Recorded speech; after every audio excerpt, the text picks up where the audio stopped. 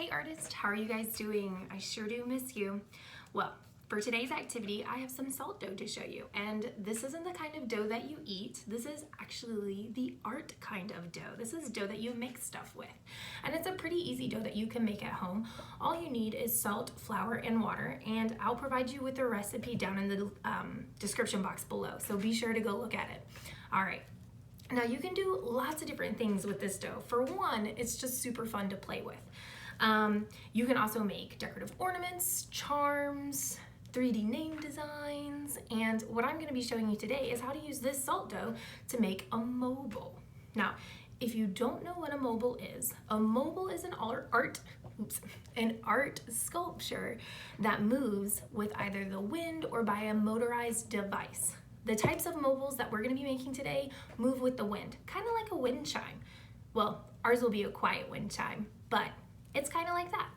So for this activity, you will need salt dough, scissors, a pencil, yarn,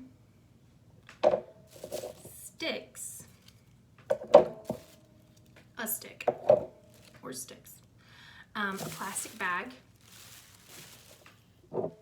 markers, and some outdoorsy kind of things. So like leaves, grass, small twigs, flower petals,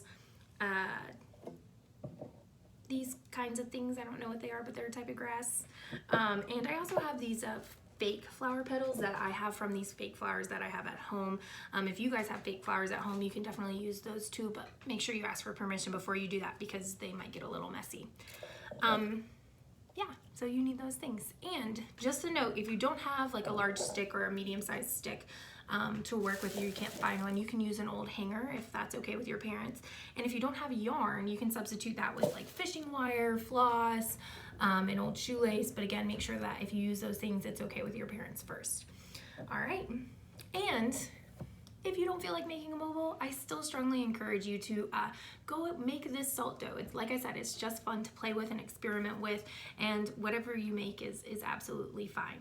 Okay, go gather your materials and I'll see you guys in just a minute. Words are hard today, guys. I'm super sorry. Go gather your materials. I'll see you in a minute. All right, artists. So I've gathered all of my materials. The only ones that I need right now are the pencil, the plastic bag, the salt dough, and your outdoor gathering findings things, stuff that you got. All right, so we're gonna be making these charms that have these impressions on them. So you can see that this is a dried piece, so it's pretty hard. And you can see that there are some grass leaves here. And I used a piece of mulch right here, and it left behind some residue, but that's okay. Ooh, excuse me. So this is what we're going to be working on. So the first thing you need to do to make these, and these are going to be the hanging pieces of our mobile, is go ahead and take your salt dough and divide it into about 2 or 3 pieces. And once you have them divided, you can kind of just work them a little bit. And you're going to be working on top of this plastic bag, and this is going to help make sure that you're able to pick up your pieces when you're finished if you need to move them around if you need to, and to also just protect your counters, because the salt dough can get kind of sticky and it will leave a residue on top of your counter space that you may or may not want. It's easy enough to clean up, but to avoid that extra cleanup step, it's just best to work on top of a plastic bag. Okay, and if you notice that your salt dough is a little too sticky and it's just really sticking to your fingers, add some flour. That'll help to kind of even out the balance and make it a little bit more easier to work with. Okay, let's get started.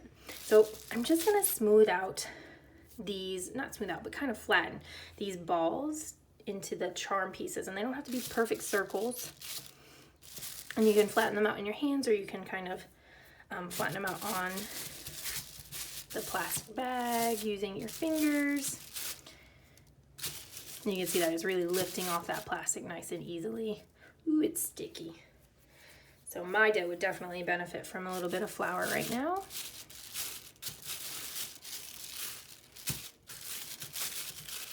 And you know what? I'm gonna add a little bit of flour. of like you would if you were working with a regular dough.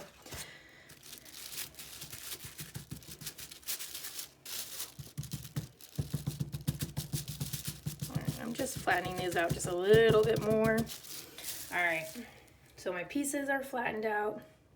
They're ready to go, and I'm gonna take the leaves and grass and pieces that I found outside and just kind of place them on there and give them a nice little press so that they're firmly, not firmly, but definitely, oop, that one just popped off. But you can see that even though it popped off, it left behind the shape, and let me see if I can zoom in, yep, the shape of that leaf. Ooh, sorry y'all, how cool is that? All right, so I'm just gonna keep going. Let me zoom back out and adding all sorts of different things that I found outside. And I want to leave space for a hole because I'll need to add a hole on these.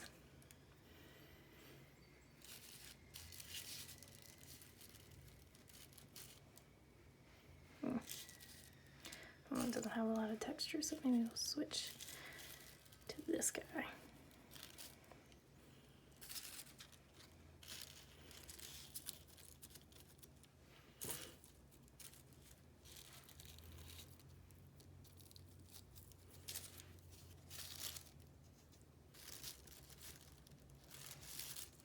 And you might consider using the backs of leaves because those oftentimes have a lot more texture than the front. So sometimes the tops of leaves can be pretty smooth, but on the back you get all those nice veins. So you might consider doing that. All right, now I think I'm gonna do one more maybe right here. There we go. Once I've got everything situated the way that I want it, I'm gonna go back and take my pencil, and using the pointy part of my pencil, I'm just kind of dig it into the dough and then just kind of give it a little circle, go around. I'm just moving it around to create that hole in my dough. I'm gonna do the same thing over here. And you don't wanna do it too close to the top because then you'll have a thin upper part, which means it might be more susceptible to breaking, which means that it'll be easier to break. I mean, we definitely don't want that. All right, I've got my hole, so now I can go in, kind of gently peel off these pieces, and that flour that I added will hopefully help to make sure that they don't get stuck. Oh wow, that one left a really nice texture. Let me zoom in so you can see that. Wow, that is just beautiful. And if you have one that you don't like, ball it back up, try it again, you know? Don't settle for something you don't like. That's okay, you're learning. I'm learning. Oopsie. So this leaf here is just being a little bit stuck. When I tried to lift it up here, it's kind of resisting. So I'm gonna come at it from this angle instead and see if that doesn't help. So sometimes picking it up from a different side can help to kind of peel it off more easily. And you know what? I don't think I like this one too much. So I am gonna ball it back up and try again, because that's a great thing with this dough. You can do that, you know? It's not like paper where if you make a mistake, that mark is there. All right, I can try it again. So I'm just gonna flatten it back out. I really like this one. And you know what? Now I got a chance to see all the different textures, so I know which ones leave what kind of marks. And since I really like that one and I really like that one, I'm gonna go back and use those two things again.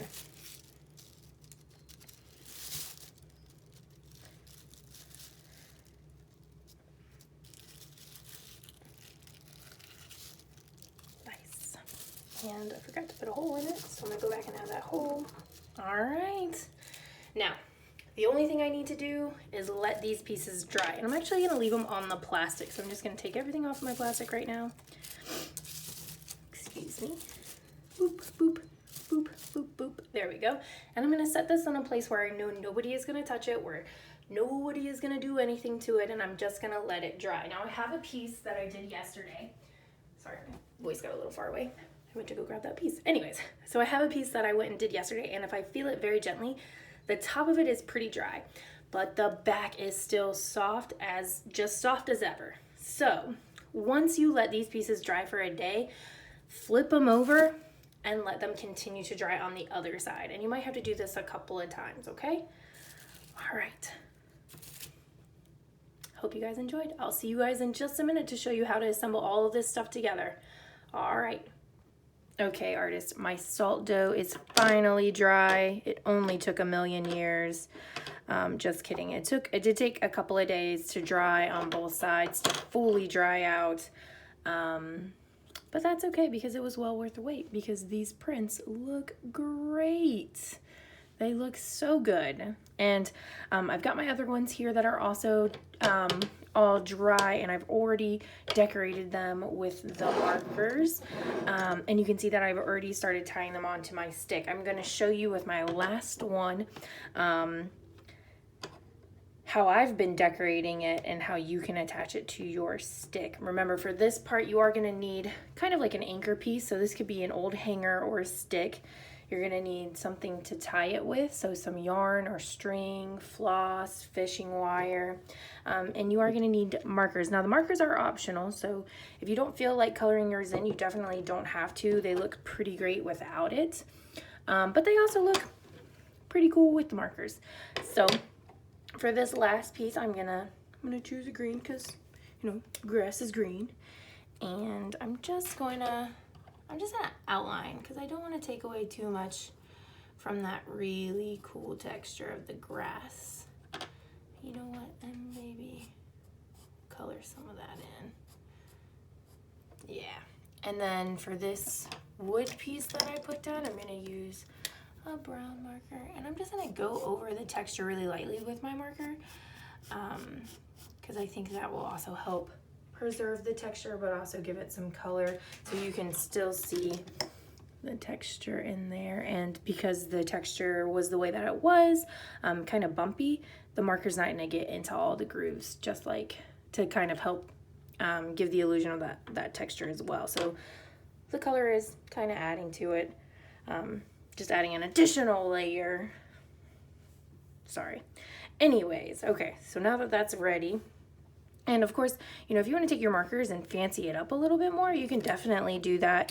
You could draw some designs around the edge. You could color in the backgrounds, whatever you want. That choice is up to you. All right, so I'm going to move my markers out of the way. I'm going to get some yarn. I think I'm going to use this cool fluffy green yarn, and I'm just going to get enough. And I'm going to fold the yarn over on itself like this. So I just want to make sure that I have enough. And one thing I did before I started tying these to my stick is I placed them all. So I kind of laid them out how I wanted them to look. And so that way I knew kind of just the placement, which helped me to plan just a little bit better. So I know I don't need a very long piece of string for this one right here, because it's going to be it's going to be about there. Maybe, yeah, right there. So I'm just gonna measure that out twice and give it a little bit extra so I have something to tie it with. Too much yarn is okay, too little is not great. And then, sorry guys, I'm going to take my yarn, fold it in half, and I'm gonna take this part, not the feetsy part, but the loop part, and put it through that hole, open it up, and then I'm going to take the feetsy parts and put it through that loop and pull on the feetsy parts. All right, and let me just show you that one more time. So I've got my yarn folded in half, loop part through the hole that I made, opening up the loop apart, taking the feetsies through the loop and pulling just on the feetsies. And be gentle, because if you pull too hard, you know, they are strong, but we still want to be a little gentle with them just in case. And then I'm going to put it back where I want it. And I'll move this down just a little bit so you can see a little better. I'm just going to tie it on. And you know that I like to do 3 ties whenever we tie anything. So once,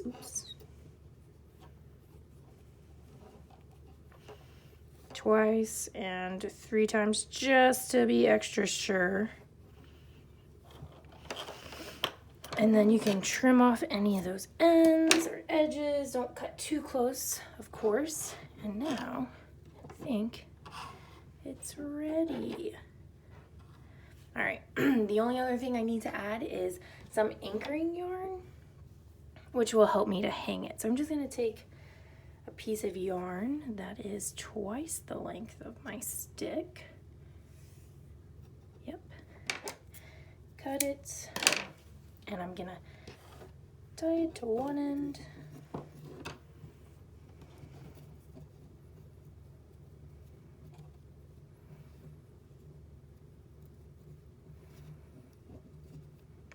Three times, of course. Tie it to the other end.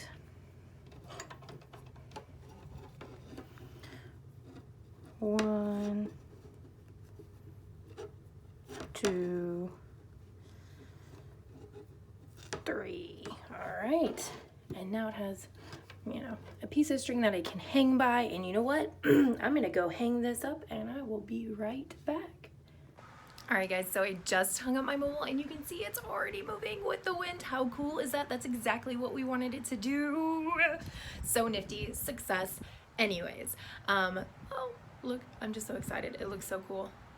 Okay, sorry. I hope you guys enjoyed making a mobile. I hope you guys, even if you didn't make a mobile, got the chance to play with some salt dough, and I hope you enjoyed that.